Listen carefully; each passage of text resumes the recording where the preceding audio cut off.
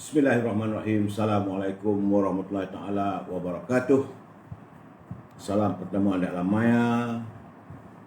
Salam al-mubarak, Ramadan al-mubarak. InsyaAllah besok kita akan mula berpuasa. Khabar teman-teman Ruby bersama pasangan. Selamat berpuasa Bi. Bersama dengan pasangan. Semoga bahagia dalam bulan puasa ni ya. Harimau berantai. Waalaikumsalam. Saudara Rafi Ahmad, apa khabar dari Sarawak ya? Salam saudara Rafi dari Sarawak. Waalaikumsalam. Muhammad Baco, Amy Rose, Hamzah Hussein, apa khabar saudara? Semoga bahagia. Samsul Anwar Abdullah, terima kasih hadir sama malam bersama saya. Saudara Zack, saudara Akasah Bakar, Maktel Berhayu, selamat menyambut Al-Mubarak. Terima kasih saudara Kipap Zack, Rabab Tebin Kulub Sawo, Raban Tebin, Suku Jamel, Azhar Safi, Insan Desa, Badrin Abu Bakar, Waalaikumsalam. Saudara Sulaiman Ali, Saudara Hafzan Ajai, Hamidah Ahmad, Syarifuddin Syari, Rider Jenget, Muhammad Isa, Saudara Puan Nurdiza Ibrahim, Roslan Mak Yatim, Lina Arina, Azhar Rabu, Joka. Okey, saudara yang lain yang tak sempat saya santuni, saya minta maaf. Saya akan santun sebentar nanti. Sementara nak tunggu bersahur tu bolehlah tengok-tengok ya. Saudara Ismail Safia, apa khabar tu? Semoga sihat. Tapping okey ya. Terima kasih. Selamat menyambut kehadiran Ramadan ya. Raja Kamal Raja Bazian juga di Sementani. Keku, semoga selamat berpuasa. Besok kita mula berpuasa. Saudara, hari ini 12 April 2021, saya memberi laporan tentang COVID-19. Hari ini sejumlah 1,317 kes baru. Ada penurunan sebab semalam 1,700. Mudah-mudahan bulan puasa ni dia terus turun lah. Kalau boleh biar terus hilang. Samalah kita berdoa ya. Tapi hari ini ada 4 kematian, ada 1,333 di Sabah. Juga turun. Semalam 127, hari ini 109. Di Labuan tiada jangkitan. Di Sarawak, di Sarawak ni masih lagi tidak menentu. Sebab hari ini Sarawak 351. Ya, di Kedah ada sedikit kenaikan, semalam 40, hari ini 47. Di Pulau Pinang ni tak cerai sungguh lah. Semalam 113, hari ini 112. Mami, Cobi, besok nak puasa ni, lawat lagu tu. Kalau ada macam ni, sama-sama no, jaga elok-elok, jaga kesihatan bulan puasa ni. Di Perak 21 orang, di Selangor ada penurunan, semalam 535, hari ini 303. Alhamdulillah. Cuma di wilayah Persekutuan naik sedikit, semalam 96, hari ini 116. Di Putrajaya 9, Negeri Sembilan ada kenaikan, semalam 40, hari ini 63. Di Melaka 11. Alhamdulillah. Di Johor juga terus turun. Alhamdulillah, nampak gaya trend di Johor terus menurun ya, daripada 103, 80, 67, 61. Di Pahang ada sedikit kenaikan, semalam 22, hari ini 32. Di Terengganu ada turun, semalam 34, hari ini 22. Begitu juga di Kelantan ya. Alhamdulillah, semalam 98, hari ini 58. Dan di Perlis nampak gayanya ada pula 2 jangkitan. Itu laporan COVID-19. Dan berita terkini yang saya dapati bahawa warga di Kuantan Pahang nampak gayanya untuk Ramadan kali ini tak adalah dapat untuk berbuka puasa di Padang, Masjid Bandaran Kuantan ya. Sebab pihak berkuasa telah pun tidak membenarkan, Kerajaan Negeri Pahang tidak membenarkan supaya rakyat Pahang berbuka puasa di Padang. Jadi antara situasi atau suasana yang kita akan hilang kesan daripada COVID-19. Saudara, saya ingin juga menyatakan bahawa bermula hari ini saya hanya live selepas pukul 10 malam kerana kita nak buat sembahyang tarawih ya. Saya juga beri peluang saudara untuk sembahyang tarawih. Sebab ini bukan senang nak dapat, setahun sekali saja. Saudara Syah ni Gani, baju raya ke tu? Tak, ini baju untuk bulan puasa. Okey, e-commerce jangan lupa saudara, bulan puasa. Nak buka puasa ni, kalau saudara ada produk sila hubungi Azhar 011-330-41241. Dengan Azhar ni bolehlah juga saudara memesan rendang tok dan juga baldo bedal. Tapi kalau saudara ada produk, silakanlah berhubung dengan beliau untuk memasarkan produk saudara untuk saya wawarkan. Dan saudara juga boleh menjadi ejen untuk menjual produk-produk rantuk dan sebagainya. Berhubung dengan beliau sebagai antara bidang perniagaan yang boleh kita lakukan. Begitu juga dengan Siti Pareha 017 711 4300. Siti Faria 017-711-4300. Jadi kalau saudara dengar berdebam tu, sebenarnya dia sedang mempersiapkan dia punya dendeng manis Siti Faria, pesanan untuk bulan puasa dan juga untuk mereka-mereka yang menjadi ejen. Jadi saudara cepat sikit. Kalau lambat nanti dia tak mampu untuk membuat banyak, sebab produk-produk ini adalah masakan yang sentiasa habis pokoknya 2 hari ya saudara. Berhubung dengan Siti Faria 017 711-4300, dendeng manis Siti Pareha, buka puasa ataupun bersahur. Begitu juga dengan Syauqi 012-357-5703, 012-357-5703 untuk mendapatkan buah-buahan segar, harga di bawah harga pasaran. Sama juga dengan buah-buah tamar kurma jenis ajwa, safawi, mariami, mejul, buatin, aprikot, kering serta kismis. Ya saudara. Dan jangan lupa tinggal lagi 3 hari je lagi. Ini jus mengkudu plus delima, produk daripada saudara Zul, toko jamu Kemaman 019-917-0449, 019-917-0449, jus mengkudu plus delima. Ini untuk membantu menstabilkan tekanan darah. Ini puasa dekat ni untuk mengawal, besok dah puasa ya. Mengawal kolesterol, membantu mengawal gula dalam darah, membantu melancarkan sistem pernafasan, diabetes, kencing manis, membantu melancarkan penghadaman serta mengeluarkan angin. Sebab bila kita berpuasa ni, angin dalam badan ni, dan juga melegakan masalah jantung, membantu mengurangkan berat badan dan lemak yang berlebihan. Ya saudara, berhubunglah dengan saudara Zul 019-917-0449, toko jamu Kemaman. Okey saudara, itulah e-commerce. Silalah berhubung, saya dah bagi nombor telefon. Saya mengucapkan selamat berpuasa. Sekejap lagi kita akan bersahur. InsyaAllah ini bulan amal ibadat. Cuma saya melihat saya masih lagi salam moratorium dan kumpulan wang simpanan pekerja RM10,000. Jadi saudara, kalau belanja tanpa had, negara akan bankrupt. Hari ini tadi Yang Berhormat Tan Sri Perdana Menteri telah mengumumkan bahawa wang di kantong negara semakin berkurangan. Kerana katanya sejak ini COVID ini, kerajaan telah pun berbelanja sekitar 600 bilion. Jadi mana nak datang duit lagi ni? Jadi berhati-hati saudara. Sebab itu saya mengatakan kalau kita belanja tanpa had, negara akan muflis ataupun bankrupt. Kerana apabila belanja tidak mengikut perlembagaan. Kerana itulah kita minta kalau boleh disegerakanlah supaya Parlimen bersidang. Ini demi bulan puasa ni. Tapi dari segi pengumuman yang dibuat oleh Istana Negara sebentar tadi, bahawa besar kemungkinan Parlimen hanya bersidang selepas bulan Ogos, 1 Ogos. Ya saudara, duhai. Tajuk perbincangan kita malam ini adalah politik PAS mula dikecam. Saya dalam puasa ni kesian juga saya melihat nampak gayanya. Tajuk perbincangan kita malam ini adalah politik PAS mula dikecam. Ya kalau saya dengar bunyi kunteng itu sebenarnya saudara ya, adalah ini mesej yang masuk mengucapkan selamat Ramadan kepada saya. Jangan takut, jangan susah hati. Kungkreng telefon tu biasalah. Bosku BN 46 okey, bos JDT Megat Wahid, Datuk baju Melayu cantik tu. Yalah, ini baju murah aja. Beli dekat Kenanga Wholesale Center, murah.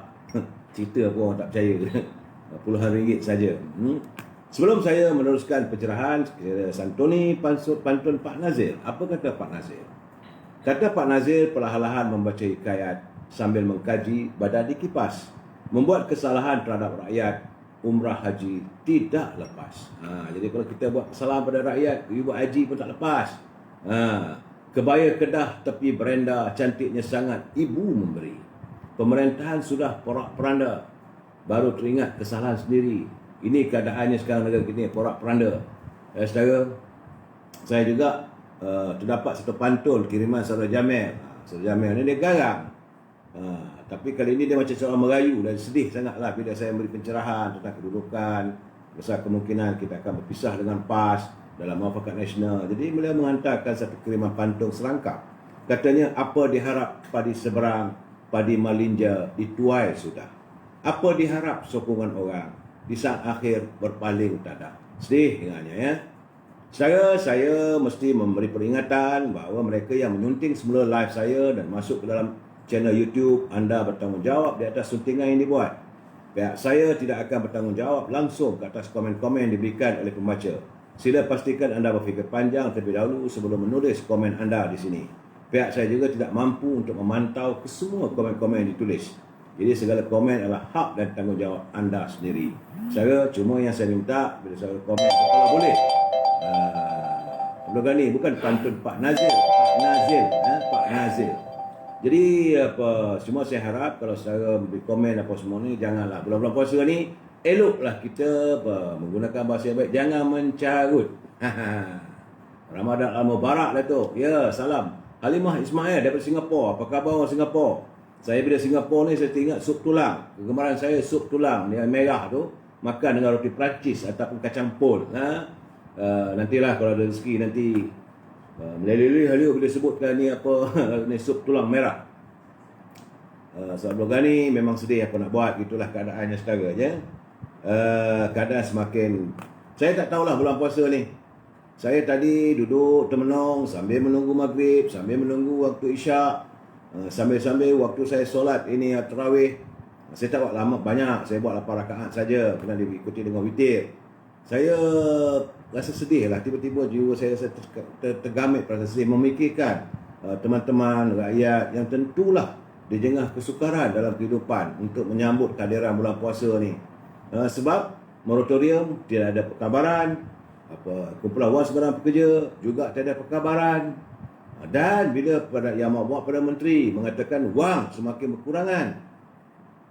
Jadi ini keadaannya. Jadi dalam keadaan begitu kita juga melihat barangan di pasar begitu meningkat lagi bulan puasa ni. Sebab itu saya minta kalau boleh mereka yang bertugas, tak payah ikut menteri dia lah, mereka yang bertugas di Kementerian Perdagangan Dalam Negeri dan Hal Ehwal Pengguna, tolonglah rakyat, pantaulah harga. Kalau rasa tu mahal, sila tegur penjual-penjual dan cari siapa pembukanya dan sebagainya. Saudara ya, ini keadaannya bagi saya tu tak tahulah saya. Harga barang begitu meningkat bulan-bulan Ramadan ni. Jadi bagaimana ibu-ibu yang nak masak, barangan dah tak ada.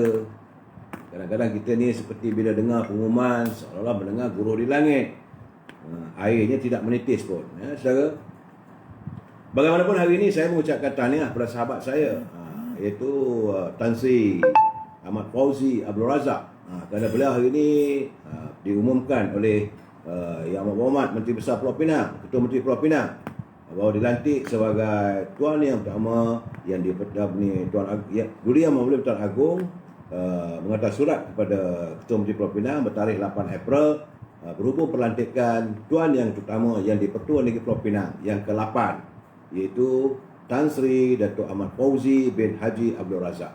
Saya kenal dengan beliau sewaktu beliau jaga desk luar negeri. Dulu di Kementerian Kementerian Luar Negeri, beliau menjaga desk negara-negara Eropah. Orangnya cukup baik, orangnya cukup lembut, bahasanya pun lembut, dan saya rasa wajarlah beliau dilantik ke jawatan itu. Sebab selepas dia jaga desk, dia jaga jadi timbalan duta, dan kemudian jadi duta ke Amerika, jadi duta ke England, jadi duta ke China dan di beberapa negara. Dan saya amat berkeyakinan dengan latar belakang begitu, beliau seorang diplomat yang cukup baik, yang disenangi oleh negara-negara luar. Tentulah beliau juga dapat menarik pelabur-pelabur dari luar dengan kehadirannya, itu Tan Sri Datuk Ahmad Fauzi bin Haji Abdul Razak. Tahniah. Saya mendoakan beliau dapat terus menerajui negeri Pulau Pinang sebagai Governor. Cuma hari ini yang tidak menyenangkan kita, sebab semalam saya tengok kenyataan Ketua Polis Negara. Dia mengatakan bahawa pihak polis masih mengesan 7 suspek dalam kes kartel daging sejuk beku. Selepas 36 individu terdiri daripada pengarah dan pengurus syarikat yang telah ditahan dalam op kartel daging pada 9 April lalu. Jadi artinya ada 7 orang lagi yang masih lagi bebas. Jadi pengarah Jabatan Siasatan Jenayah Bukit Aman, Datuk Huzair Muhammad berkata 2 lelaki turut dikesan bagi membantu siasatan kes berkenaan. Katanya kedua-dua mereka ialah Tan Siu Huak berusia 40 tahun dan Wong Ah Kiong berusia 44 tahun. Siu Huak berasal dari Ulu Tiram Johor, manakala Ah Kiong dari Kuantan Pahang. Itu yang kita saya hairankan, kenapa orang bukan Islam pula yang mengimport barang-barang daging. Jadi dia Saudara Saleh Talib, Datuk Fuzi itu bukan dari zaman Pak Lah Tan Sri ni, sebelum tu lagi. Sebelum tu zaman Allahyarham Datuk Abu Hassan Omar. Sebelum tu lagi beliau sudah berada di Kementerian Luar. Memang bidangnya adalah Kementerian Luar saja. Seorang diplomat yang cukup baik. Jadi berbalik dengan daging beku ni, kita mengharapkan agar pihak Kementerian Pertanian, Kementerian Kesihatan dan Kepelbagaian Kementerian Perdagangan dalam negeri dan hal pengguna tolonglah. Ini bulan puasa ni, orang nak perlu pakai daging, memang daging tak cukup. Jangan pula nanti katil-katil ni masih baru menghadir rela. Saudara? Dan agak mengecewakan, saya bersimpati lah. Sebab peniaga bazar Kelantan, peniaga bazar di Kelantan nampak gayanya atas pengumuman kerajaan bahawa operasi bazar Ramadan tidak dibenarkan di Kelantan. Jadi kalau begitu, yang mana selalunya berniaga dekat kedai lalat, kedai buluh, di Kota Baru, wakaf Cik Ye, nampak gaya tak adalah keceriaan. Di Kelantan ni saudara, ini untuk teman-teman yang tinggal di luar Kelantan.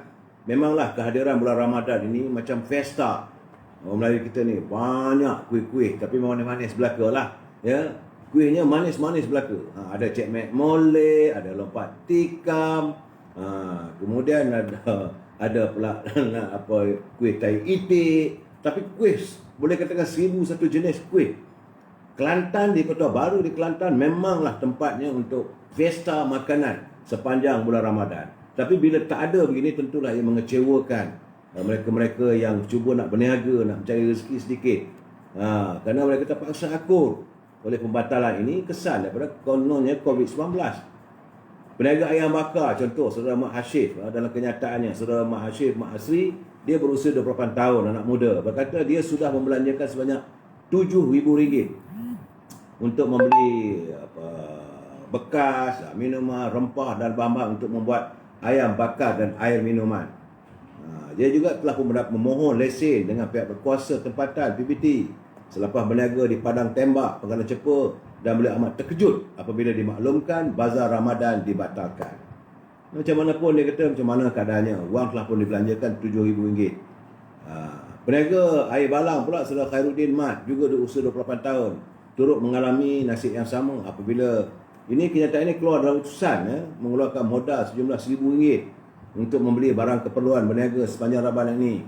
Jadi jika kita melihat di Kelantan masih rendah lagi katanya berbanding dengan negeri lain macam negeri Selangor, berbanding dengan wilayah persekutuan. Tapi kenapa bazar Ramadan tetap ditiadakan sedangkan di wilayah persekutuan ada dibuka? Jadi di sinilah kita melihat bahawa SOP-nya kadang-kadang tak menentu. Pihak berwajib fikir-fikirlah. Memanglah kita tahu bahawa tujuannya untuk mengawal jaringan COVID-19, tapi dalam keadaan begini orang nak berniaga dan akhirnya macam saya katakan tadi, di Kuantan tak ada lagi dah fiesta berbuka puasa. Selalunya bulan puasa ni di Kuantan, dekat Padang, Masjid Bandaran Kuantan tu, boleh lihat ramai keluarga-keluarga bawa bekalan dari rumah sambil-sambil berbuka puasa, solat ramai-ramai. Fiesta itu sudah tiada. Begitu juga di Kelantan. Seluruh negeri Kelantan tiada lagi. Nak cari Cik Mek Molek ke, nak cari lompat tikam ke, nak cari tipu bungkuh ke, nak cari jala emas ke, tak ada. Sebab dah tak boleh. Jadi Kamar Bahari boleh ke PBT dia tak boleh nak saman macam mana, sebab mereka mengikut arahan daripada Kementerian KKM. Saya bersimpati lah. Cuma saya tak tahulah macam mana, kenapa mereka membuat keputusan yang sebegitu. Saya amat sedih. Saya amat sedih. Sebenarnya dalam keadaan kita begini, orang nak berniaga pun tak boleh. Mereka sudah pemula belanja ramai. Sebab saya tengok ni dalam wall saya tu, dah disiapkan apa dia punya gerai-gerai, kanopi-kanopi, semua tu keluar belanja. Aduh, hai. Cik Kamaria, salam Ramadan Al-Mubarak. Memanglah saya menerima, terima kasih Cik Kamaria. Tapi saya kadang-kadang bila dengar keadaan begini saya sedih. Jadi kita melihat bahawa SOP-nya tak standard. Di wilayah Kepulauan boleh. Sedangkan wilayah Kepulauan tinggi, di Selangor ada tempat-tempat boleh. Kenapa di Kelantan tak boleh? Apakah bahawa ada dia kemungkinan di Kelantan tu ada meningkat sampai 500? Saya tak tahu lah. Jadi saya bersimpati lah begitu. Dan nampak gayanya sekarang ni banyak pihak sekarang ni mempersoalkan. Saya kalau boleh bulan puasa ni tak hendak lah cerita yang buruk, tapi nak buat macam mana? Kena juga saya menyatakan. Kerana banyak pihak telah mempersoalkan tindakan pihak kerajaan yang didakwa telah menjual segala kepentingan. Sebab semalam saya dah janji, bila saya dah memperoleh dapatan saya akan ceritakan.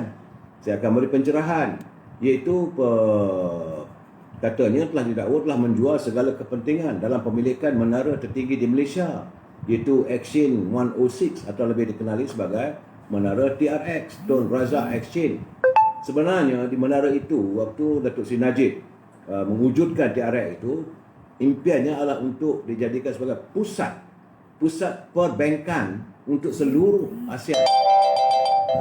Jadi pada waktu itu ada pihak-pihak bank-bank daripada seluruh dunia sudah pun menempah untuk meletakkan bank-bank macam bank mereka di situ. Tapi kalau dah dijual macam mana? Bangunan tinggi negara dan ASEAN. Dia tertinggi di ASEAN ni. Setakat ini adalah pada mula miliknya 51% kerajaan Malaysia. 51%. Namun sejak projek YNB ni mereka memerintah dilaporkan telah dijual kepada sebuah koperasi swasta secara senyap. Walaupun begitu, status penjualan sama ada secara tender terbuka atau rundingan terus juga masih dirahsiakan. Ini yang kita hairan. Kenapa nak dirahsiakan? Umumkanlah berapa nilainya. Jangan ada kong kali kong. Ni pihak-pihak pimpinan begitu. Jadi bila dah timbul kekecohan begitu, hari ini Koperasi Amanah Pelaburan yang didakwa membeli saham tersebut menjelaskan ia tidak membeli 51 saham. Dia tidak membeli 51% saham dalam menara 106 Tun Razak. Dan dia menyifatkan sebagai pendedahan salah komunikasi. Saya kata salah komunikasi apa benda tak. Di Malaysia ni kalau gosip ke apa ke, tak ada angin takkan pokok. Kalau tak ada angin takkan pokok bergoyang.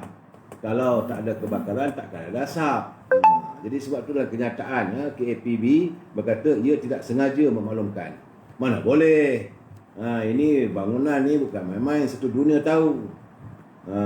Jadi ketika itu pengerusi KAPB Ilyas Muhammad mengesahkan pembelian saham sebanyak 51% dalam pembangunan Harta Mulia yang membangunkan Exchange 106 dengan berkata perjanjian ditandatangani lebih setahun lalu. Namun butirannya akan ditamatkan pada Jun. Mac, April, Mei, Jun, 3 bulan lagi. Dan keadaan ini mencetuskan pertikaian. Yang berhormat Datuk Seri Najib setelah pun bertanya kenapa boleh jadi begitu, kenapa perlu dijual. Sebab ini bila dijual bangunan tersebut, maka tidak mencapai matlamat. Waktu diwujudkan TRX ini adalah sebagaimana saya katakan tadi, adalah untuk mengumpul seluruh bank-bank di ASEAN ini. Sebab kalau boleh dari situ, maka datanglah penyimpan-penyimpan. Di Singapura, wangnya kukuh. Dolar Singapura itu kukuh, keran. Ini penyimpan daripada satu dunia datang menyimpan wang di Singapura. Jadi buat menjadikan dia punya dolar itu kukuh. Kita di Malaysia ni, ringgit kita ni bertambah susut kerana kita tak ada simpanan. Yang kedua, orang tak hendak menyimpan duit dalam bank-bank. Jadi dengan harapan dengan adanya TRX itu, bank-bank apa semua tu melonjakkan ekonomi negara kita. Itu keadaannya. Saya tak tahu macam mana lah. Banyak benda yang saya dapat ni. Kelima ni sebelum penjualan itu Selcom jual. Kemudian apa lagi? Axiata jual. Banyaknya. Saya nak sebut satu persatu mau tengah malam tak selesai. Mau ertinya sekarang ni pimpinan negara asyik menjual aja. Dan saya terkesan. Saya minta maaf pada saudara, saya nak berkongsi dengan saudara apabila saya menerima satu catatan duka daripada Datuk Seri Najib Tun Razak. Sedih saya baca. Saya harap kita berkongsi. Ini bulan puasa, awal puasa ni dia hantar tu. Ini saya tulis catatan duka seorang Najib. Bertarikh 12 bulan hari ni. Dia tulis begitu, sekiranya esok rayuan saya gagal, maka saya berserah kepada Allah. Kerana rayuan saya akan berakhir 7 hari lagi. Ya, mereka berkuasa. Tapi aku lebih percaya dengan kekuasaanmu, Ya Allah. Ya Allah, aku bersumpah dengan namamu. Aku redha dengan ujian serta pertuduhan yang sedang kuhadapi ini dengan kesabaran dan ketabahan. Aku akan terus tabah menghadapinya demi untuk membersihkan diriku. Ya Allah, aku redha dengan ujian apabila isteri dan anak-anakku dihina oleh mereka dengan kesabaran yang Engkau berikan. Aku redha dengan kekejaman mereka menggunakan agensi-agensi kerajaan seperti SPRM dan lembaga hasil dalam negeri terhadap diriku. Demi Tuhan yang diriku dalam genggamannya dan demi Tuhan yang diri Muhammad dalam genggamannya. Ya Allah, aku bermohon dan berdoa sebagaimana doa yang diucapkan oleh Sa'ad bin Abi Waqqas terhadap mereka yang telah memfitnah, berdusta dan cuba menganiaya diriku. Ya Allah, jika mereka itu berdusta, berdiri kerana riak atau sum'ah, maka panjangkanlah umurnya. Jadikanlah kehidupan mereka dalam kefakirannya dan hadapkanlah dia kepada fitnah dan pembalasan-Mu, Ya Allah. Ya Allah, sekiranya aku tidak bersalah dan tuduhan mereka itu ternyata dusta, sesungguhnya azab-Mu amat berat dan perit sekali buat mereka. Ya Allah, aku mohon agar diperkenankan doa hamba-Mu yang dizalimi ini. Amin ya rabbal alamin. Saya bila membaca dia catatan begitu, saya terkesan. Ini dia hantar tu waktu petang. Petang kita nak menyambut bulan puasa. Dia tak tempat lain nak mengadu dah. Kalau melihat dari segi event atau story ini, tuntutan lembaga hasil dalam negeri yang minta dia bayar 1.7 bilion tu adalah sesuatu yang tidak mampu akan dilakukan olehnya. Tak ada orang pun sekali itu boleh mengeluarkan duit 1.7 bilion. Dan apabila itu berlaku, maka seluruh harta-hartanya akan dirampas. Pencennya tak ada, jawatannya sebagai ahli parlimen hilang. Dia tak boleh lagi bertanding apa-apa jawatan. Dan sebab saya katakan, 1.7 bilion ini, tuntutan ini menjadikan beliau minta maaf lah. Apa-apa kedana tak ada lagi. Habis. Malahan harta-harta yang disita apa semua tu, semua tak ada lagi. Jadi saya kata, apakah ini balasan untuk seorang Perdana Menteri yang mentadbir negara selama 9 tahun? Bagi saya lah, soal apa yang dilakukan di mahkamah dan sebagainya itu at its cost. Tapi bagi saya jangan ada kezaliman lah. Jangan ada event-event kezaliman. Sebab itu saya katakan, dalam keadaan begini, di mana teman-temannya yang dulu berkali-kali saya katakan, ramai kawan-kawannya telah dikayakan oleh beliau, tapi kini beliau meratap sendirian. Saya bila menerima catatan itu, saya tersentuh hati saya bahawa inilah liku-liku kehidupan dunia.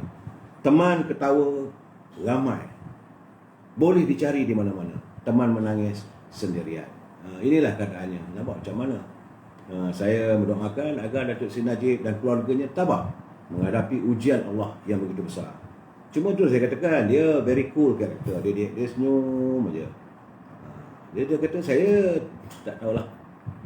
Ini keadaannya saudara ya. Jadi kita masuk bab politik lah dalam keadaan ini. Cuma sekarang ni saya melihat dari segi politik hari ini, ya bulan puasa pun puasa juga, politik lalu ya. Saya melihat ada perbezaan yang begitu ketara antara yang Berhormat Mulia Tengku Razali Hamzah dengan Khairi Jamaluddin. Semalam ada orang pertikaikan kepada saya, kenapa saya tak mahu membawakan banyak-banyak cerita yang Berhormat Mulia Tengku Razali. Saya khawatir nanti ada juga puak-puak daripada Jcom, orang yang tak sedia mencerca beliau. Saya amat bersimpati. Yang Muhammad Mulya Tengku Razali Hamzah ni, dia hidup dia tak ada lain, nak berbakti pada negara saja. Tapi bila saya sebutkan benda Tengku Razali, nanti akan masuklah macam-macam kenyataan-kenyataan yang tak baik pada beliau. Sedangkan sepanjang-panjang hidupnya, beliau menjadi ahli parlimen, beliau menjadi menteri kewangan, beliau menjadi menteri perdagangan, luar negeri dan perindustrian. Apa saja dilakukan semata-mata untuk rakyat, tak ada dia nak fikirkan, sebab dia bukan daripada keluarga yang macam orang lain. Keluarganya adalah keluarga orang berada, tak ada masalah pada dia. Orang yang tak ada korup. Saya teringat satu peristiwa, waktu itu beliau menjadi menteri. Beliau jadi menteri, dia pergi ke luar negeri, ke London. Ini cerita benar. Bila saya tak percaya, saudara boleh telefon ada Tuan Haji Ridwan. Tuan Haji Ridwan ni adalah sesudit kepada Tengku Razali sejak beliau jadi menteri kewangan lagi. Jadi waktu beliau pergi ke London tu, adalah dia membeli barang-barang keperluan. Dia beli baju, beli seluar, beli kasut, macam-macam lah dia beli. So sebelum dia sampai ke Kuala Lumpur, dia menghantar dulu melalui fax, menghantar melalui fax kepada Tuan Haji Ridwan, sekretari dia. Dan Tuan Haji Ridwan akan pergi berjumpa dengan pegawai custom di airport. Masa itu airportnya di Subang. Beliau akan pergi berjumpa dengan pegawai ekspor, pegawai custom. Dia kata sebentar lagi jam 5 petang Yang Muhammad Mulya Tengku Razali akan sampai. Dan ini dia telah pun menghantar kepada saya barang-barang yang dia beli di London untuk ditaksirkan cukainya. Begitu sekali. Jadi ditaksirlah cukai dan semua tu. Akhirnya tak banyak lah, mungkin dalam RM200 ke RM300 cukai yang perlu dibayar. Jadi pegawai kasar kita tak bayar lah. Dia kata after all yang Muhammad Mulya Tengku Razali menteri. Okey, maka bila kapal terbang sampai, Tengku Razali jumpa dengan Haji Ridwan. Dia tanya, Ridwan, dah bayar ke cukai? Dah selesai ke? Tuan Haji Ridwan kata, tak ada, tak payah aku. Kenapa? Dia kata kerana pegawai custom tu bagi tahu bahawa saya Tengku tak payah bayar cukai pun. Dia kata sikit sangat taksirnya. Panggil pegawai tu. Maka pegawai tu dipanggil berjumpa dengan Tengku. Tengku kata, you ni bertugas ni jujur ke ikhlas ke? Apakah kerana saya menteri maka saya dikecualikan dari cukai? Pegawai custom dia kata, alah sikit je. Dia tak boleh. You kena ingat, you tak pungut cukai, bermakna gaji saya pun tak ada, gaji you pun tak ada. Kerajaan income ni melalui cukai. Itulah karakter yang Muhammad Mulya Tengku Razali Hamzah. Dia sebelum dia sampai dari London, dia akan kirim pada dia, siap dengan dia punya jenis-jenis baju ke, kasut ke. Kalau kita lah beli kasut Bali ke, kalau harganya £125, hantar ke sini, dinilaikan. Itu cara dia. Dan waktu dia jadi sebagai Menteri Perdagangan Dalam Negeri dan Perindustrian, banyak dia tolong orang. Antaranya, saya nak cerita sikit lah saudara. Ini malam bulan puasa, awal puasa, kita tengok cerita yang baik untuk kawan kita. Antaranya, Muhammad Mulya Tengku Razali ni, bila ada mereka yang mengimport kereta, jumpa dengan Tengku Razali, nak minta pinjaman pada Yang Muhammad Mulya Tengku Razali, boleh tak buat pinjaman? Pinjam bank. Dia kata berapa nak pinjam? Dia kata 2 juta. Kenapa nak pinjam banyak itu? Dia kata nak bayar cukai. Kerana waktu itu semua kereta-kereta yang masuk, kereta-kereta yang second hand daripada luar negeri ni, yang dibawa masuk ke Malaysia ni, dikenakan cukai. Baru boleh lepas daripada airport ataupun daripada pelabuhan. Ya, Muhammad Tengku Razali kata kalau macam ni semua orang pinjam, tutuplah bank, dia kata. Kalau pengimport kereta semua nak pinjam. Tak boleh. Kalau tak boleh tak aku bagi pelepasan untuk kita bawa kereta dulu, ataupun kalau aku kurangkanlah cukainya. Dia kata tak boleh. Sebab cukai itu adalah pendapatan kerajaan. Dia pun, orang yang meminta bantuan dari Tengku Razali itu balik dengan penuh kekecewaan. Bila sampai pukul 5 petang, dulu water berita, dulu cara penyampaian cuma melalui water berita saja. Jadi pemberita menyatakan Menteri Perindustrian dan Perdagangan Luar Negeri Yang Muhammad Mulya Tengku Razali Hamzah mengumumkan semua tempat-tempat pemamer kereta dianggap sebagai kawasan bebas cukai. Sepertinya apa yang dia buat, kereta-kereta ni boleh masuk daripada pelabuhan, letak kat dalam tempat-tempat kedai pemamer dia tu, dia tak bayar dulu cukai. Tapi bila jual, bayar cukai. Jual, bayar cukai. Itu cara dia membantu. Maka selepas itu hiduplah industri kereta otomotif, jualan kereta, motor dan sebagainya. Itu cara dia. Cara macam mana yang Muhammad Datuk Seri Najib dia kata, cara dia nak menggalakkan orang ada duit, keluarkan sedikit dari EPF, moratorium. Ini orang yang ada pengalaman, yang pernah duduk dalam Kementerian Kewangan. Datuk Seri Najib menjadi timbalan menteri pada yang Muhammad Tengku Razali. Beliau juga dulu sebelum jadi ahli parlimen, beliau adalah pembantu khas kepada Yang Muhammad Tengku Razali sewaktu beliau menjadi pengurusi Petronas. Dan itu jasa dia banyak secara. Sebab tu saya tengok sekarang ni berbeza sangatlah antara Yang Muhammad Tengku Razali dengan Khairi Jamaluddin. Dua-dua bertanding lawan Presiden UMNO, iaitu Yang Muhammad Datuk Seri Zaid Hamidi. Bagi Tengku Razali, waktu bertanding dia bertanding. Cabar, okey, no problem. Ini dia demokrasi. Tetapi bila kalah, yang menang disiarkan Datuk Seri Zaid Hamidi sebagai pemenangnya, dia memperakui. Inilah a real statesman, inilah a real Democrat. Orang yang mengamalkan demokrasi di mana yang kalah memperakui yang menang. Dan dia selalu menasihati orang yang menang tu jangan menzalimi. Tapi berbeza dengan Khairi Jamaluddin. Kerana bila Datuk Zahid jadi presiden, dia offer pada Tengku Razali, dia kata, why not? Aku duduklah sekali jadi penasihat, pengurusi Majlis Penasihat UMNO. Tengku Razali terima dengan baik. Khairi Jamaluddin, bila Datuk Zahid offer dia untuk jadi ketua perangan supaya bersama balik, nak satu balik, dia tolak mentah-mentah. Dan hari ini yang melalak bagai nak rak supaya diadakan pemilihan dan sebagainya is Khairi Jamaluddin, bukan Tengku Razali. Tengku Razali kata ahli-ahli UMNO, ahli-ahli parlimen daripada UMNO sekarang ni tarik diri, kena menghormati kehendak perwakilan, kena mengikuti kehendak ahli akar umbi. Ini Tengku Razali. Tapi Khairi apa? Oh, tak boleh. Adakan pemilihan dulu. Ke situ perginya. Jadi, itulah keadaannya, perbezaannya calon bertanding presiden. Dan sekarang ni dia bagai narak lah. Sebab itu akhirnya hari ni, saya dapat kenyataan, saya tahu semua. Lain kali, Datuk Seri Zaid Hamidi cakap, dia kata, Khairi Jamaluddin ni shut up. You tak ada merit, you tak ada sebab kau nak suruh kita nak adakan bila apa semuanya. Seolah-olahnya dah hajak masuk dalam majlis tinggi, kamu tak nak, kamu tolak. Sekarang terlolong soalannya, berdiamlah, jangan buka mulut lah. Itu mana presiden sudah bengkak sangat, geram sangat. Sebab dia mencari alasan lah. Kononnya disebabkan bercakap dengan viral, audio, Datuk Zahid cakap dengan Anwar Ibrahim saja. Maka kerana itu dia kena letak jawatan. Itu cerita dia sebenarnya. Jadi sebab itu kata, betul kan ni? Relax lah bro, betul saudara. Itu keadaannya ya. Jadi saya tahu juga sebab saya lihat tulisan daripada Datuk Ahmad Syabrici.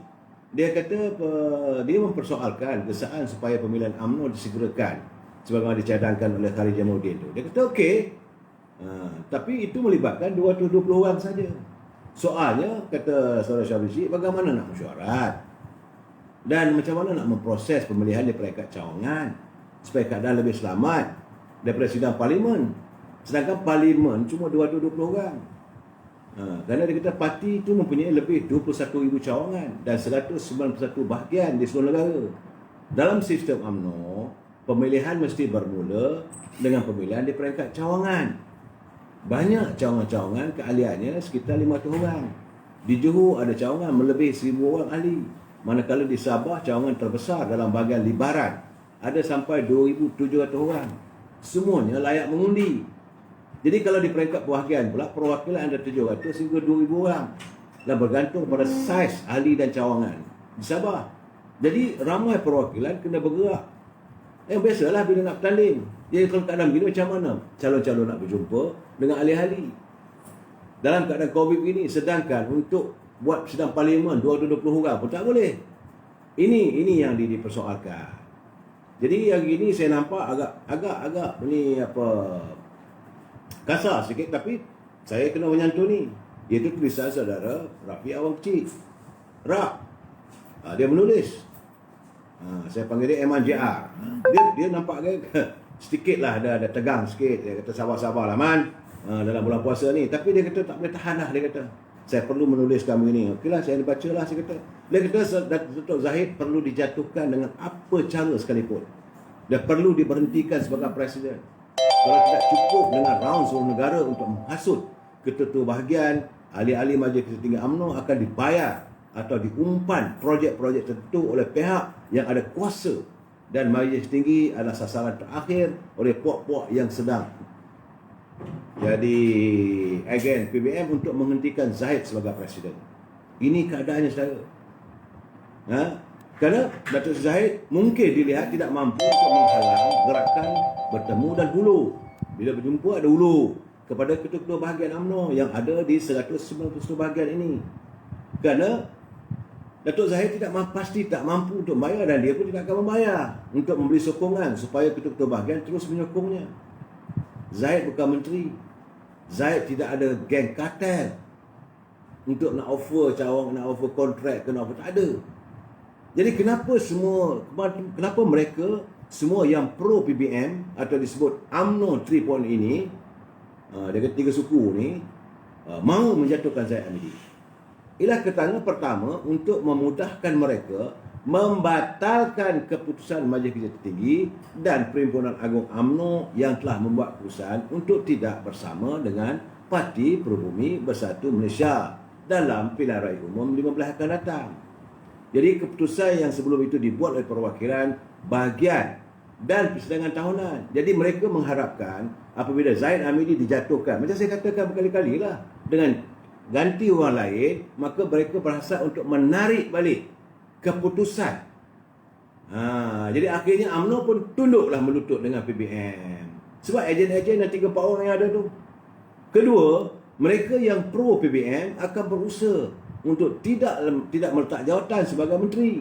Sedangkan ini tuntutan daripada UMNO, perwakilan UMNO di peringkat akar umbi. Sebab mereka tak nak letak jawatan sebagai menteri. Memanglah kadang sekarang tengah sedap. Jadi mereka tidak mahu letak jawatan sebagai menteri ataupun timbalan menteri, dan mereka mahu terus menyokong Parti Perubumi Bersatu Malaysia. Jadi sekaligus keputusan Perhimpunan Agung UMNO yang baru lalu jadi tidak sah bila Kaldai PBM menang dalam gerakan ini. Ini yang sedang mereka lakukan. Dan untuk itu akan ada lagi serangan-serangan, terutama bercorak peribadi, akan dihalakan ke batang tubuh Zahid Hamidi. Dan tidak mustahil kedai-kedai ini akan berpakat dengan PBM untuk, ini yang paling bahaya ni, yang saya katakan, untuk nyah daftarkan UMNO dari RUS. Kalau dia tak berjaya menyingkirkan Datuk Zahid, maka mereka akan nyah daftar. Mana mengharapkan UMNO? Sebab mereka berkuasa sekarang. Jadi klip suara terancang itu sedikit saja, dan kadar PBM yang tahu klip itu palsu kerana mereka pasti merancang rancangan yang lebih besar untuk membunuh politik Zahid dan UMNO. Yang pasti mereka sedang berusaha untuk membawa UMNO menjilat kaki PBM dan mahu ahli-ahli UMNO seluruh negara menjadi tukang basuh najis-najis yang dibuat oleh PBM. Ahli-ahli dan ketua bahagian secara Majlis Kerja Tinggi diumpan dengan wang dan projek yang sekakan kera, dan kedai-kedai pun terus mewah dan kaya raya hasil dari jualan dan lelong undi UMNO. Kedai dan politik ini berpisah tiada. Ini keadaan secaranya. Saya baca tulisan ini saya nak bagi tahu saudara kerana sekejap lagi ini saudara Zamir Kedah. Zamir ni memang kasar ni, Zamir Ibrahim ni. Kata Zamir dia buat kenyataan media dia kata hentikanlah meracuni ahli UMNO yang telah membuat keputusan di persidangan agung UMNO yang lalu. Jadi kluster penjilat PBM dan PN sedang berusaha menggagalkan usul yang diterima oleh sebulat suara di persidangan agung UMNO yang telah memberi mandat kepada Presiden dan Majlis Kerja Tinggi UMNO membuat keputusan untuk menarik pada tarikh yang sesuai. Dia pada Zamir dia kata sebagai ahli UMNO, dia kata tidak mudahlah untuk UMNO ni pembudukan oleh kuasa-kuasa ini. Tetapi kalau wang, mereka bermain dengan wang, dengan projek, ini yang sangat mengecewakan. Sebab itu bila mahu ahli-ahli UMNO teguhkan pendirian. Dan hari ini juga saudara kena ingat bahawa saya pun terkejut juga apabila ramai para agamawan di Seremban mengisytiharkan mereka menyertai Parti Keadilan, tidak menyertai Parti PAS. Jadi Menurut Datuk Seri Anwar Ibrahim, seramai 15 individu yang berlatar belakangkan agama mula menyertai Parti Keadilan. Antaranya adalah bekas Ketua Hakim Syari'i Mahkamah Tinggi Syariah Negeri Sembilan, iaitu Datuk Baru Masbullah, dan fellow penyelidik di Institut Islam Hadari, Universiti Bahasa Malaysia, Dr. Samsul Azhar Yahya. Mereka semua mengumumkan menyertai PKR. Turut sama ialah bekas ahli Dewan Undangan Negeri Adun Dusun Tua Razali Hassan dan bekas pensyarah Aziz Jaafar Siraji. Dan kita melihat bahawa sudah mula ramai para cendekiawan, agamawan mula menyertai Parti Keadilan. Sebagaimana yang saya katakan, dulu beliau berada dalam penjara. Hari ini harimau itu sudah berada di luar penjara. Berhati-hati. Parti Pribumi Bersatu berhati-hati. Aku pun orang UMNO, tapi malulah tengok tutup kedai ni. Itu keadaan sebenarnya, saudara. Dan sebab itu saya merasakan dalam pertikaian mereka banyak penduduk. Saya besok akan cuba memberi pencerahan tentang kursi-kursi yang akan ini. Cuma hari ini saya sedih. Saya sedih kerana teruklah warga netizen mengecam PAS. Ini saya kena ingat bahawa saya dapat kiriman dari sebuah parti itu kukuh. Sebuah parti itu kukuh untuk dimusnahkan dari luar.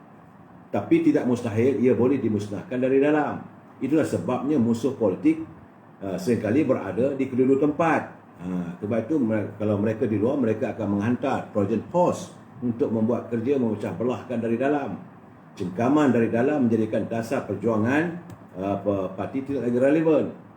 Tidak ramai yang menyedari bagaimana dasar itu boleh menyebabkan perpecahan. Konsepnya mudah saja. Sebagai pemimpin dalam sebuah parti akan diberikan jawatan yang relevan, manakala pemimpin utama parti tersebut tidak diberikan jawatan. Akibatnya, para pemimpin yang berjawatan akan berpengaruh. Ia menjadikan akar umbi akan berpecah mengikut pemimpin yang berpengaruh dan sebahagian lagi kekal mengikut pemimpin utama parti. Kaedah ini telah berjaya meruntuhkan parti PKR pada era pemerintahan Pakatan Harapan apabila Azman Ali dilantik menjadi Menteri Kanan, manakala pemimpin utama PKR tidak diberikan jawatan. Kaedah yang sama juga telah berlaku dalam PAS dan UMNO sekarang. Walaupun pemimpin utama PAS diberikan jawatan duta bertaraf menteri, namun ia tidak memberikan pengaruh yang ketara. Kumpulan yang masih menyokong pemimpin utama parti akan dipecahkan dengan cara menjadikan perjuangan asal parti tidak lagi nampak relevan. Dalam PAS didapati terdapat kumpulan pro-profesional dan satu lagi kumpulan pro-ulama. Pro-profesional ini diketuai oleh geng 5, geng C5 ni. Pro-ulama pula lebih condong kepada Tuan Ibrahim. Dalam banyak hal berlaku percanggahan kenyataan yang dikeluarkan oleh pemimpin C5 dan juga ini Tuan Ibrahim. Pemimpin C5 dilihat cenderung mendahului keputusan Majlis Syura Ulama. Contohnya, keputusan untuk mendaftarkan Perikatan Nasional dan keputusan untuk memilih penggunaan logo PAS atau PN. Dalam isu pendaftaran Perikatan Nasional, para pemimpin pro-ulama tidak mengetahui akan hal ini. Begitu juga keputusan penggunaan logo pada PRU 15 nanti, apabila pemimpin pro-ulama memilih kekal menggunakan logo PAS, juga tidak dibincangkan dalam pimpinan tertinggi. Sebab itu kata Presiden Mak Sabu, apa yang ada dalam PAS sekarang ini hanyalah sekumpulan individu yang menganut agama lebay dan bukannya agama yang dibawa oleh Nabi Muhammad SAW. Ini Ahmad Sabu dia sedang habis tu lah, saudara ya. Dan hari ini kalau saya lihat warga netizen pada hari ini, semalam hari ini, hanya dalam tempoh 3 jam saja selepas ruangan komentar di Facebook resmi Presiden PAS Datuk Seri Abdul Hadi Awang dibanjiri cemuhan dan sindiran. Reaksi netizen selepas beliau menyelar Pakatan Harapan ketika pilihan raya umum ke-15 yang akan diadakan pada bila masa, mendapat reaksi yang cukup pedih. Sebab dia kata Pakatan Harapan hanya indah kabar dari rupa dengan manifesto yang tidak mampu dikotakan. Itu kata Tuan Guru Haji. Tapi sesudah itu orang pun bertanya, mana manifestonya? Pilihan raya lambat lagi, kenapa Tuan Guru mendahului semua ni? Jadi akhirnya mereka menempelak. Kerajaan hari ini tak perlu fikir nak tunaikan manifesto, sebab jadi kerajaan masuk ikut atap, kata mereka. Menteri dan duta makan gaji buta, Perdana Menteri. Ada banyak masa kesana ke sini dengan rasa bangga tanpa rasa berdosa dan takut kepada Allah. Ini seorang warganet bernama Saili Ismail. Selain itu, saudara Hanafi Zakaria pula berpendapat pengundi sedang memerhati Kerajaan Perikatan Nasional pada masa ini, khususnya PAS, yang ketika pembangkang, waktu PAS menjadi pembangkang, begitu lantang menyuarakan pelbagai isu, termasuk kempen Buy Muslim First, BMF, anggota bomba Allahyarham adik, isu pemandu yang mabuk, isu kilang arak, isu judi dan cukai. Sekarang apabila dah jadi sebahagian daripada kerajaan, senyap, semua isu hilang macam tidak pernah disebut. So janganlah berasa selesa sangat dengan apa yang ada sekarang. Itu salah seorang daripada netizen. Seorang lagi dia kata PAS pada masa ini menyumbang 18 kursi dalam Dewan Rakyat untuk kerajaan PNA, tapi tidak semestinya akan kekal. Alhamdulillah kerajaan sekarang banyak kejayaan. Katanya. Contoh kes adik ini mereka menyindir. Ini antara netizen dia kata alhamdulillah kerajaan sekarang banyak kejayaan. Contoh kes adik sudah selesai. Nombor ekor judi jadi 22 kali setahun. Pejuang RUU rang undang-undang 355 sudah jadi menteri. Banyak lagi lah malah nak cakap. Segalanya takdir. Ini kata sini adalah Hafiz Yashak pula. Reaksi sama juga dilontarkan oleh Faizul Izmin apabila secara berseluruh dia pun menyeru netizen agar tidak terus mengecam PAS yang dilihat berada dalam dua kolam. Dia kata PAS sekarang ni berada dalam dua kolam politik, itu bergabung bersama Perikatan Nasional dan Muafakat Nasional. Jadi dia kata tolonglah berhenti kritik PAS. PAS tak salah. PAS bukan kerajaan. PAS kena menang 122 kursi dulu baru boleh laksanakan manifesto. Sekarang PAS hanya 18 kursi saja. Jadi PAS tak salah. Yang salah korang lah sebab tak undi PAS, katanya dengan hashtagnya dan backup. Jadi dalam nada serius pula, ramai mengingatkan PAS agar bersikap adil dengan Pakatan Harapan lantaran tidak sampai cukup sepenggal pun blok tersebut berkuasa di Putrajaya. Sebab tu dia kata salah tu Tuan Guru. Belum habis penggal 5 tahun. Tuan Guru tidak boleh pukul rata janji manifesto PS tidak berjaya ditunaikan. Kita kena jujur. Ini kata luahan saudara Saifuddin Safi'i. Selain itu, dapat juga pihak yang mempersoalkan sejauh mana janji-janji PRU 14 oleh PAS di dua buah negeri di Pantai Timur. Ini di Kelantan, di Terengganu. Masalah di Kelantan hari ini bulan puasa. Air masih lagi macam TO. Rakyat Kelantan menuntut mana pembangunan janjikan. Nak kata duit dah bagi. Nak kata duit tak dapat, dah dapat duit. Ini keadaannya lah saudara ya. Sebab itu saya tengok pula saudara Jamil Idris. Lagi teruk.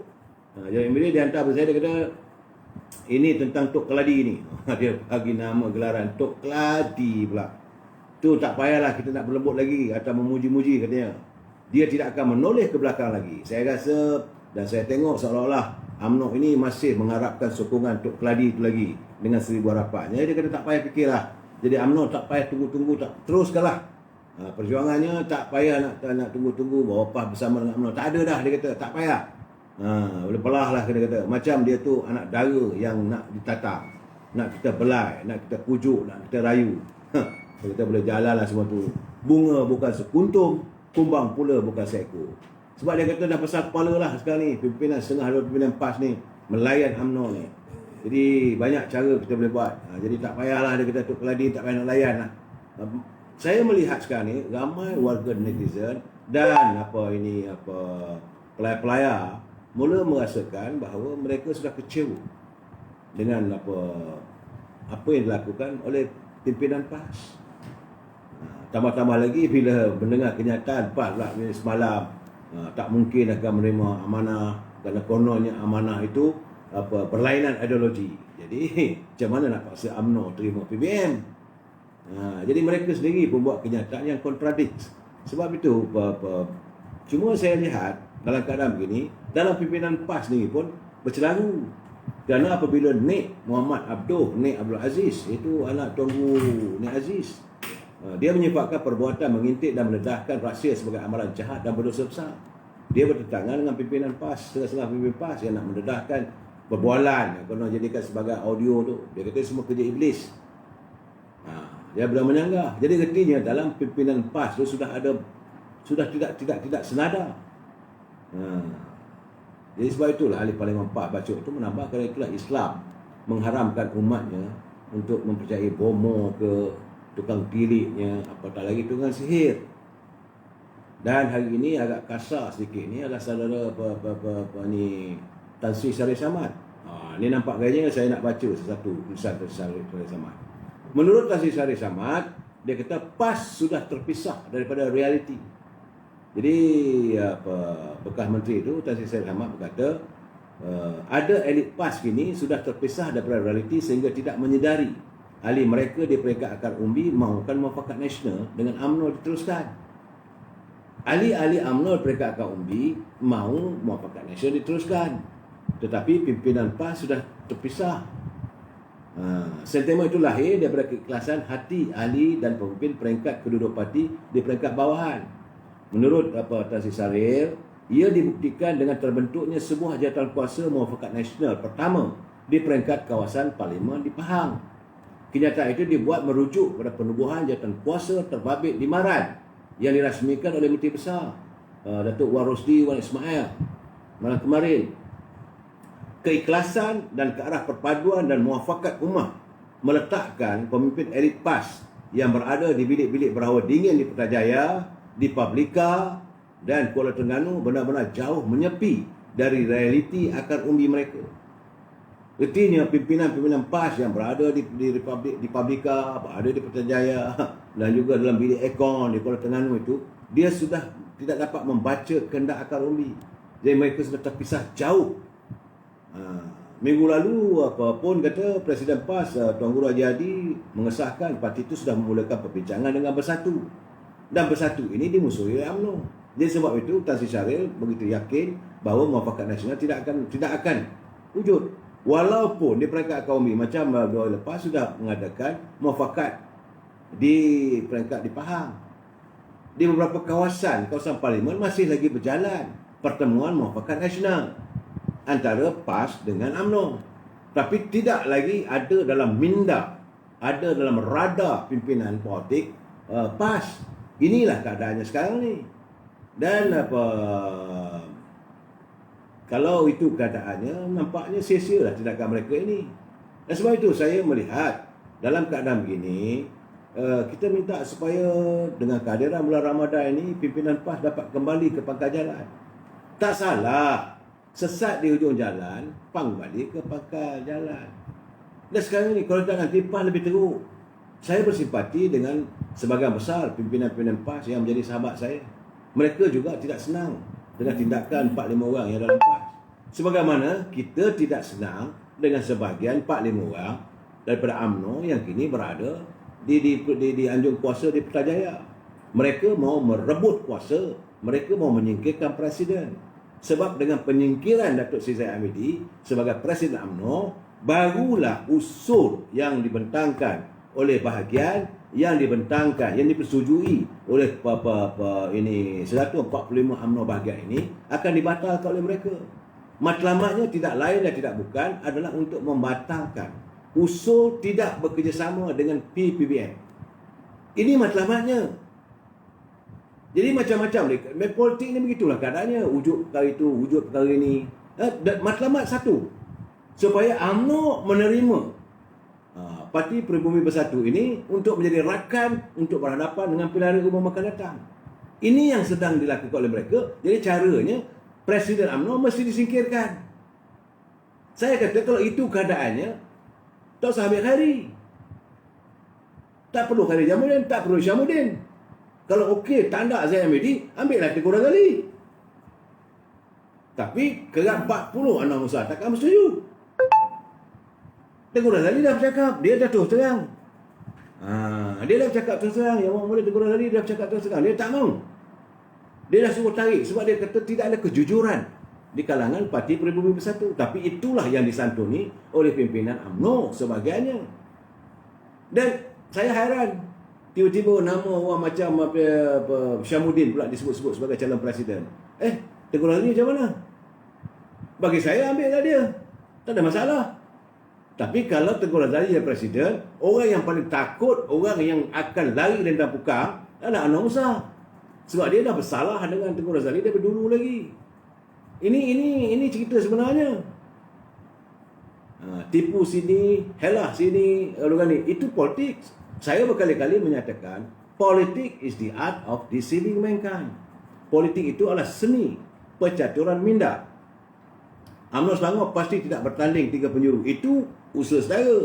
Tapi saya nampak akan berlaku begitu. Tetapi saya dikabarkan, warga PAS di Selangor, mereka tak nak ikut cakap bos dia.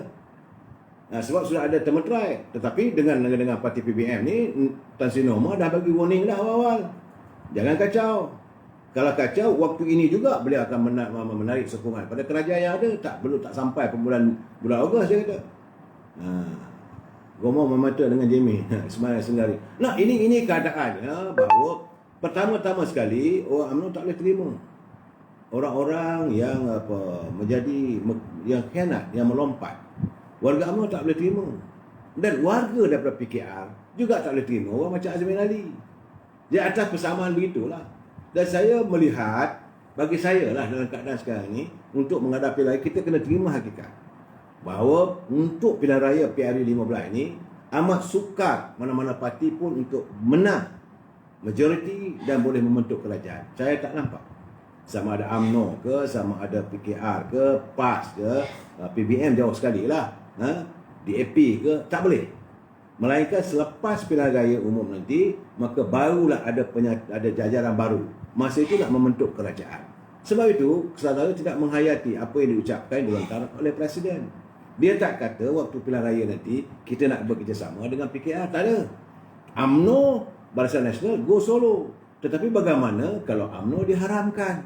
Sebab mereka sekarang ni kalau tak dapat disingkirkan Zaid Amidi sebagai Presiden UMNO, tak boleh digantikan dengan orang lain, orang daripada kumpulan yang berada di yang bergelar kluster menteri ini.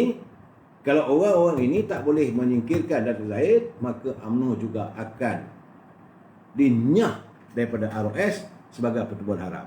Kalau itu berlaku, ke mana nak pergi? Kita bincang lagi malam esok. Wabillahi taufiq wal hidayah. Assalamualaikum warahmatullahi taala wabarakatuh. Jumpa lagi malam esok. Selamat malam, selamat berpuasa, selamat bersahur. Ya, kita cuma akan saya akan memberi pencerahan ini setiap jam 10 malam selepas solat tarawih. Terima kasih. Salam bahagia, salam Ramadan Mubarak.